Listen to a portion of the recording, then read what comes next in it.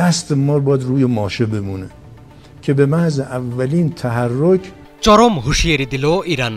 ইসরায়েলের কাছে যে কেউই নিরাপদ নয় তা অনেক আগেই বুঝেছিল আয়াতুল্লাহ খামেনির দেশ।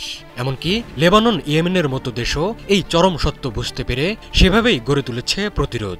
কিন্তু উপসাগরীয় দেশগুলো যেন বিকিয়ে দিয়েছে মেরুদণ্ড, নিজেদের অস্তিত্বের কথা চিন্তা না করে বেছে নিয়েছে সাময়িক স্বার্থ। এর পরিণতি কি হতে পারে তা মাত্রই টের পেল কাতার।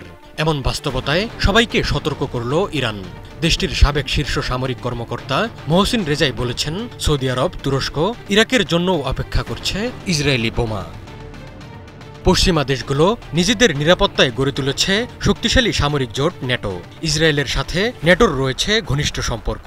ন্যাটোর প্রধান নেতা আমেরিকা ইসরায়েলের সবচেয়ে বড় পৃষ্ঠপোষক। এসব সমর্থন ইসরায়েলকে বেপরোয়া হতে সাহায্য করেছে। কিন্তু বিপরীতে মধ্যপ্রাচ্য বা উপসাগরীয় দেশগুলোর বেশ কয়েকটি সামরিক জোট বা প্রতিরক্ষা চুক্তি থাকলেও সেগুলো ন্যাটোর মতো কার্যকর নয়। আইআরজিসির সাবেক প্রধান কমান্ডার মহসিন রেজাই আঞ্চলিক দেশগুলোকে সতর্ক করে বলেছেন, তারা ইসরায়েলের বিরুদ্ধে একটি সামরিক জোট গঠনে ব্যর্থ হলে সৌদি আরব, তুরস্ক এবং ইরাকের মতো দেশগুলো আগ্রাসনের ঝুঁকিতে পড়বে।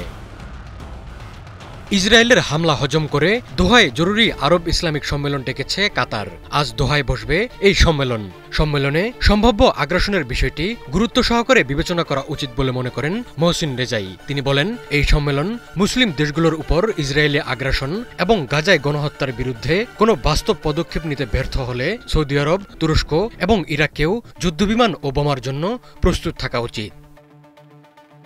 এখন পর্যন্ত মধ্যপ্রাচ্যের 5টি মুসলিম দেশ ইসরায়েলের হামলার শিকার হয়েছে। দেশগুলো হলো লেবানন, সিরিয়া, ইয়েমেন, ইরান এবং সবশেষ কাতার। হামলা হয়েছে মধ্যপ্রাচ্য ছাড়িয়ে উত্তর আফ্রিকার মুসলিম দেশ তিউনিসিয়াতেও।